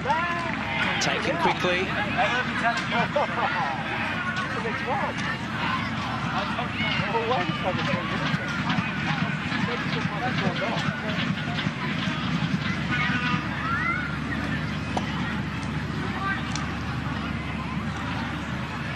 No real options here for Wellington. Retre. Western United to within 5 points of Auckland, as you can see on the live ladder, with Auckland to play the Jets tomorrow. No team has ever lost the league with an 8-point gap and 8 points to go. It is momentarily down to 5 points, of course. The biggest gap given away with 8 games left was just 3 points.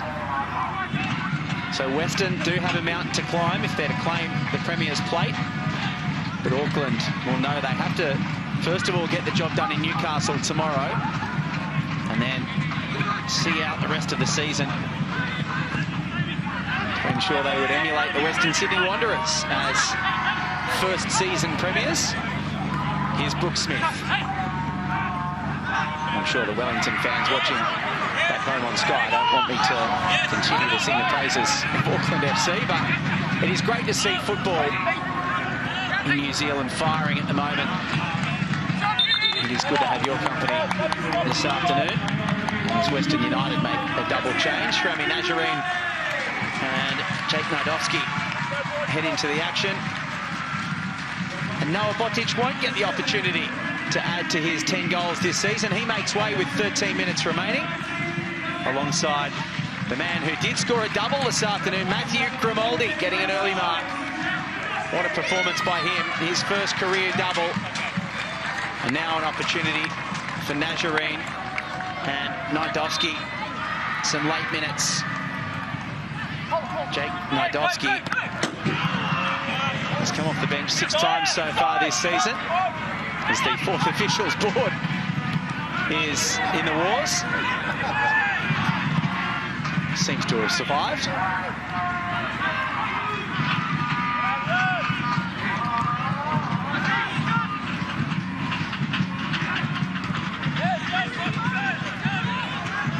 Bruce will have to do some running here, as will Wooten, who gets there first.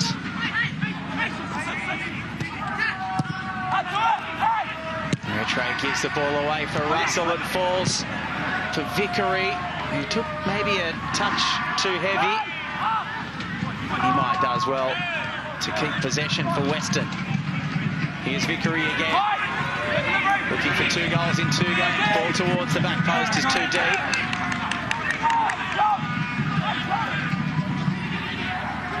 Sam Sutton can just take control again for Wellington.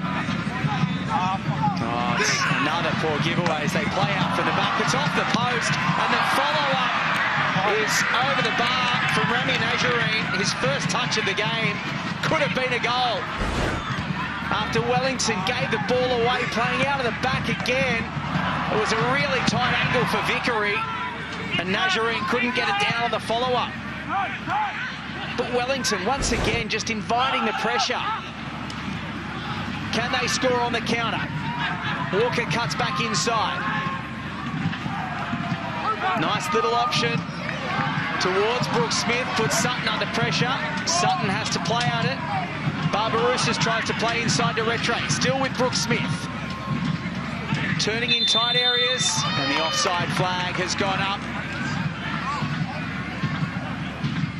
So another opportunity is lost for Wellington.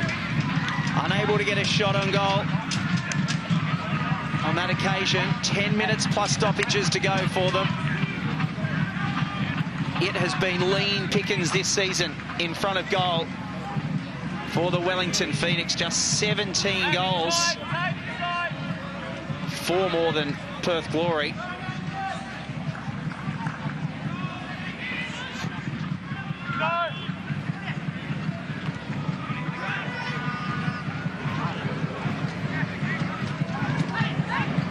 Seven of those goals have been from set pieces as well, so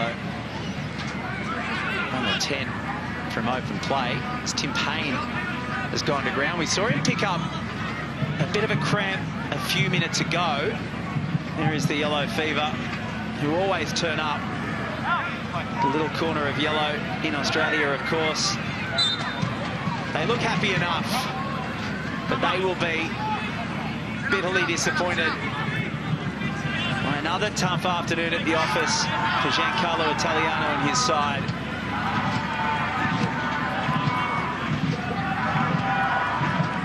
Goals conceded in their last 3 games.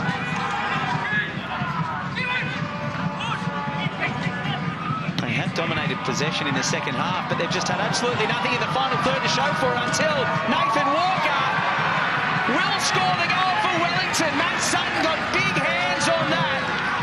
The ball fell beautifully for Nathan Walker, and he gets the goal. Wellington are on the score sheet. It's a lovely ball over the top, not dealt with by Tomaki Imai at all. Walker one-on-one with Matt Sutton. A beautiful finish. Sutton thought he could have done better and probably should have. But Nathan Walker won't care. It's 4-1. And Nathan Walker has his 5th goal of the season. A bit of a super sub. 13 games make it 14 now off the bench. Wellington do have a goal. Possibly just checking to make sure Nathan Walker was onside. Daniel Elder having a look at this one. Imai looks to have kept him onside. And then the mistake compounds the defensive position of the Western United captain. Looked on that first replay that it's okay, and we're hearing that Daniel Elder in the VAR bunker is happy with it. Nathan Walker gets the goal for his side.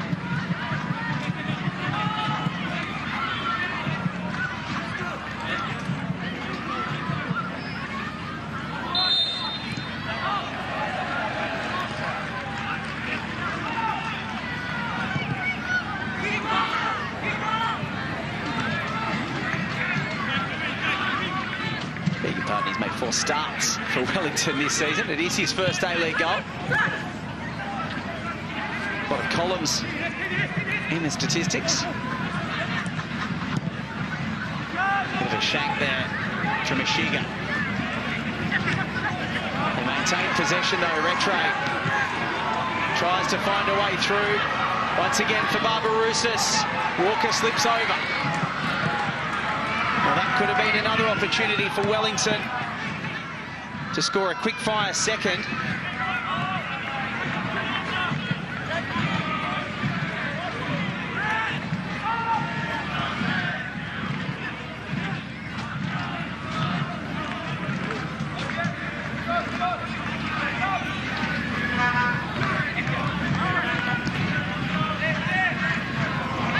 Recovered from that cramp. Pala Retre sends Barbarousis through.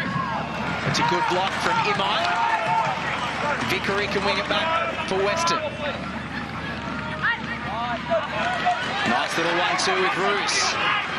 Here is Vickery. Plenty of space for him. Will he think about shooting? He lays it off for Nazarene. Rami Nazarene onto the left. Looks to dink it into the far corner. Can't quite get enough curl on that one. Kelly Heel doesn't have to make a save. It's a great run from Luke Victory, but he was given a little too much space by Wellington. Despite that goal, are starting to tire or are continuing to tire. We could have almost conceded a fifth on the break. After good link-up play from Luke Vickery and Michael Roos.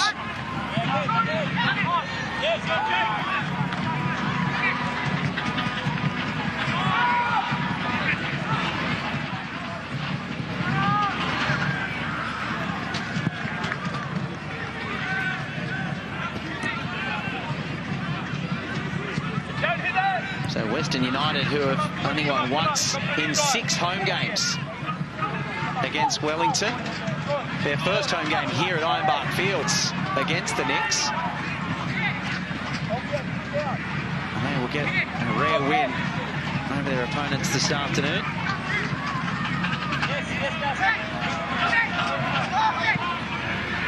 The first win at Ironbark Fields against Wellington, a week after a first win in Gosford.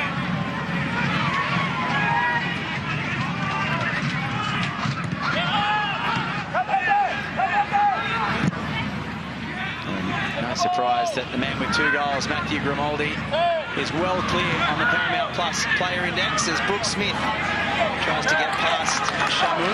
Can't do so. Riku Danzaki had a fantastic game for Western United as well. Jordan Morton does beautifully to keep that in play. Links up with Bruce, who has to turn. They're lining up again here. Western United, Nazarene can't quite get there. Jack Nodowski's ball through was just in front of him. Wellington will get a goal kick. But Western just looking so dangerous going forward once again.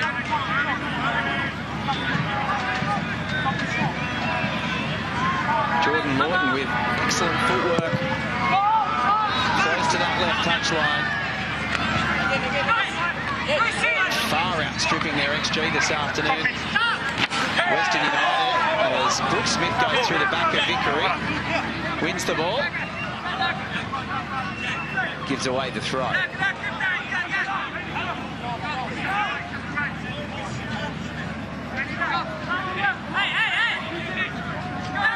Western United have had 46 final third entries to 43, but have had 35 touches in the opposition box to Wellington's 13. Which is a fairly damning stat. Wellington have been getting into the final third, but they've just had nothing on the end of it.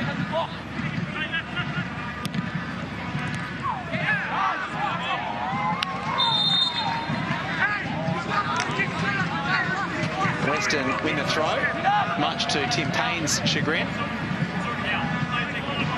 Final couple of minutes plus stoppages. Can Western make it 5? Vickery turns well away from Brooks Smith. Goes towards the corner. Looking to just hold up play.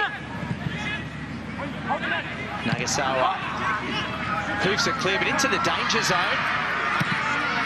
Nardowski goes to ground. Wellington clear. Walker can't win out against Russell. Wins it back. And now opportunity for Nardowski here. Plenty of time. Probably should have get that on target. Kelly Hield was at full stretch, but it goes across the face.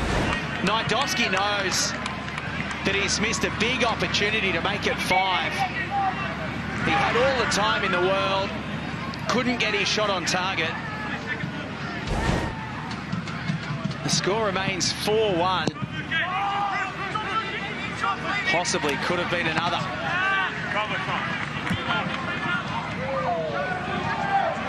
Kelly Hield's goal kick goes straight over the touchline again. Western know that it's job done this afternoon. Their run home sees them head to Newcastle next week. Back here against Perth Glory. And then a trip to Western Sydney and Brisbane back-to-back. Here they come again through Lawton. Not dealt with at the back by Wooten, and then Michael Roos almost gets in front of the goalkeeper, puts it over from close range. Poor defending again from Wellington. Scott Wooten has let the ball go underneath his boot, and Michael Roos from point blank puts it over. Well, that should have been 5.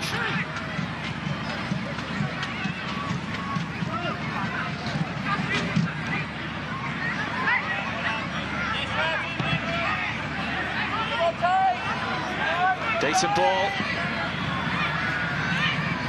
Can Wellington find a second here?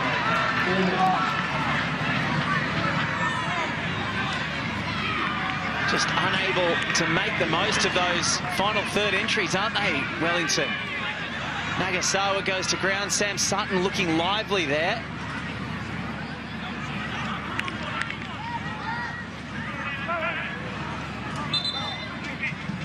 Four minutes of time added on. Here you can see the final third entries fairly even, but it's those touches in the opposition box that Wellington just haven't been able to have anything at the end of any kind of attacking incisions. Just the one shot on target. That's 1 in 2 weeks. A rare momentary lapse from Shamoon.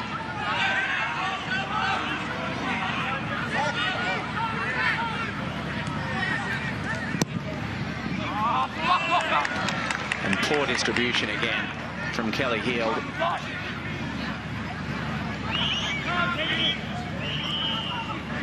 Western United seem happy just to let these minutes wind down now. Nidowski can't control that. Kelly Hield is looking for options. There aren't any. He goes short again. And now Retro with space through the middle. Can link up with Brooks Smith. One-on-one with Shamoon. Goes down the touchline, does well to get away from Shamoon. And wins the corner as well for his side. So a late set piece for the Phoenix. Just their second corner of the afternoon. Going to be taken by Shiga.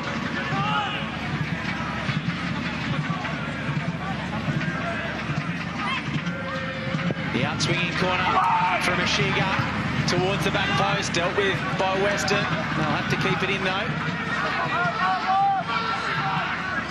Back to Retray.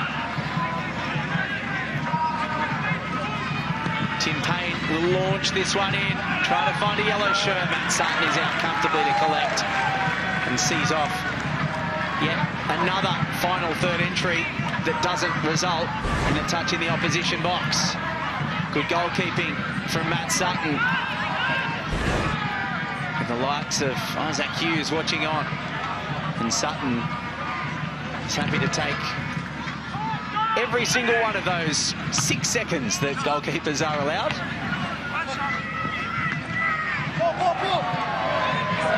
Anywhere will do for Michael Roos. A minute left of stoppages. It's been a clinical performance by Western United that started in just the second minute when Reece Bozanovski got the ball rolling. And they have kept the foot on the throat against A Wellington Phoenix side that has given the ball away on way too many occasions. That ball over the top, decent from Wooten. Barbarouses goes to ground. He wants a free kick. He's desperate for a free kick. He thought he might drag him to ground. Nothing forthcoming from the referee, and it really sums up the afternoon as Western get a free kick at the end of all of that. Well, Tomaki Imai gets in front of Costa Barbarouses. It does look as though it might have just been shoulder to shoulder. And then Thurgate wins the free for his side after Nagasawa has one too many stabs at him on the ground.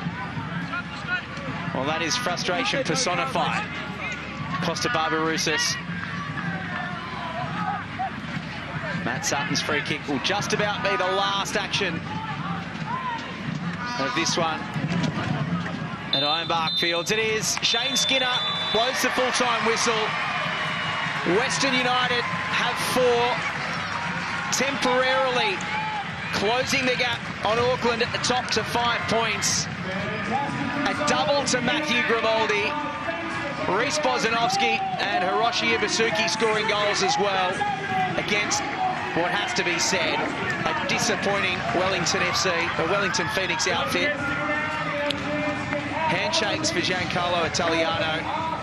We'll have to go back to the video this week to find out what went wrong for his side. It was a lack of ball, it was giveaways, and it was goals. Western United 4 have defeated Wellington Phoenix 1.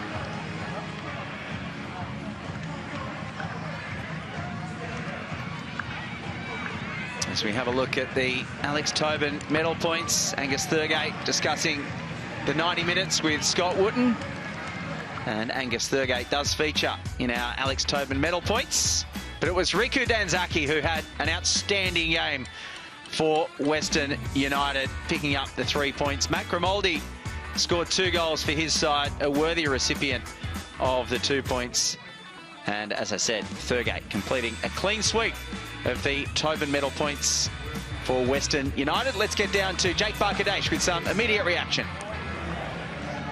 Well, Glenn, we spoke of Riku Danzaki's game, but this man here, Matthew Grimaldi, was sensational today. The perfect double, left and right foot. How good was that? Your first career double, in fact, as well. Yep, first career double. Was scoring a few goals on my left this week in training, so I came in pretty confident, and then to get one on my right as well felt really good. What's the feeling around the squad? It felt like before the season, a lot of people kind of put a line through Western United. They didn't believe you guys could be as high in the ladder as you are and contesting for finals. What's the feeling? It seems like it's such a great atmosphere around this whole football club. Yeah, I think ever since moving to this stadium, just being together with the group, the vibe and culture has been amazing, and we have that experience in our team, and also that young group as well. And I think when you blend that together, we get an amazing group. So everyone's loving it at the moment. It feels like your last month of football has been getting back to your best. Do you feel that as well? Yeah, definitely. I think at the start of the season, I was finding my feet and finding some form now. So I'm really happy with my game at the moment. Beautiful, Matt. Well done. Thank you very much. Cheers, man. Thank you. Yes, congratulations to Matt Grimaldi on picking up 2 goals this afternoon for his side. As he said, his first career double. Victory for Western United. Don't go anywhere. We'll hear from the coaches on the other side of this.